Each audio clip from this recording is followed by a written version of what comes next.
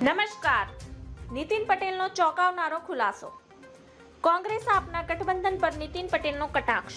કહ્યું, અમારું ગઠબંધન પ્રજા સાથે 26-26 જીતીશું. નીતિન પટેલે કહ્યું કે અમારા પક્ષનું લોકો સાથે ગઠબંધન છે. અમારું પ્રજા સાથેનું જોડાણ દાયકાઓ જૂનું છે.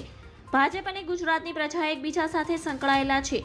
ગુજરાતમાં 30 વર્ષથી ભાજપની સરકાર છે. 2014ની માફક 2024માં પણ 26 બેઠકો ઉપર ભાજપના ઉમેદવારો જીતશે તેવો નીતિન પટેલે દાવો કર્યો હતો.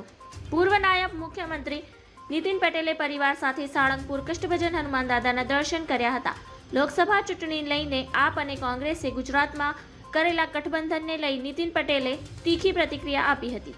તેમણે ઉમેર્યું હતું કે ગુજરાતમાં 20 વર્ષથી ભાજપની સરકાર છે અને 2014માં ગુજરાતની જનતાએ 26 બેઠકો ભાજપને આપી હતી. ત્યારે 2024માં પણ 26 બેઠકો મોટી લીડ સાથે ભાજપના ઉમેદવારો જીતશે તેમ પણ નીતિન પટેલે જણાવ્યું હતું. ધન્યવાદ. જય હિન્દ.